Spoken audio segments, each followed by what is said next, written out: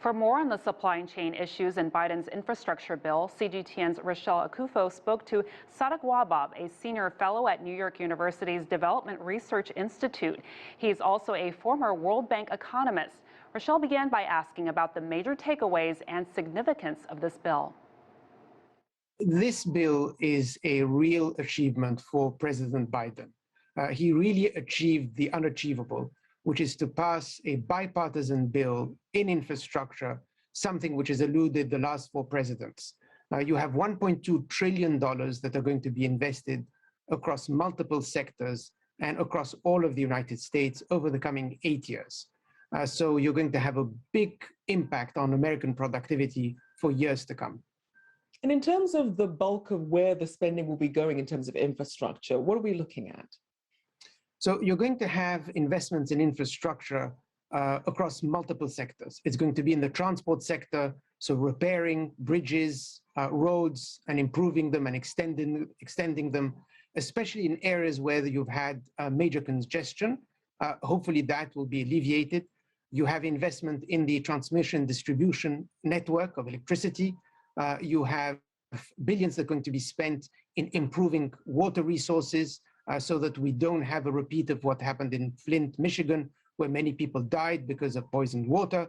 You're going to have investments in cyber security. You're going to have investments in fiber optic so that you can give access to millions of people in rural areas and other communities that don't have access to fiber and internet, which of course we discovered with the pandemic is absolutely critical if you're going to have learning online and working online.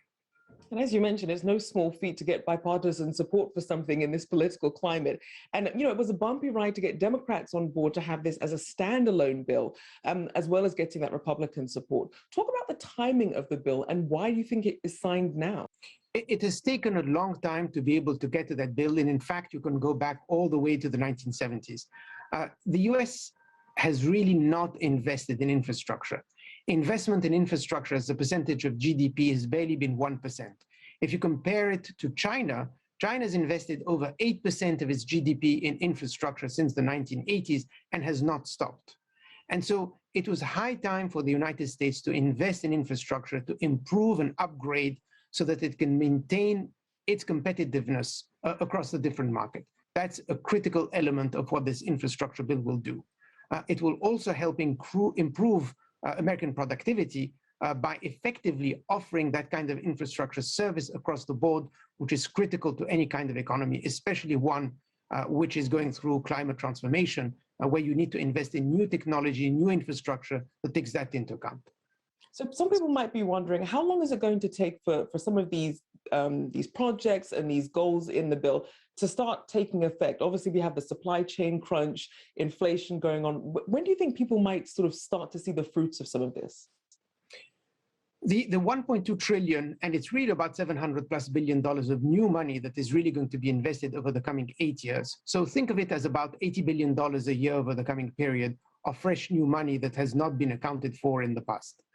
That is going to happen relatively soon because you have had shovel-ready projects, which is projects that have had a lot of studies done, environmental impact studies that have looked at the different consequences, both economic, financial, and social, of these projects being developed. And so all that work has already been done. So I think you're going to see in a couple of months projects that effectively starting to being built across the United States. So yes, it will have a bit of a lag effect, but when you talk about supply chain bottlenecks, think of the improvement in bridges, in roads, in ports, in logistics, and hopefully you're going to see the effect over the coming 18 to 24 months. Now, as obviously consumers look at this pinch, we look at US inflation, which is at a 30-year high.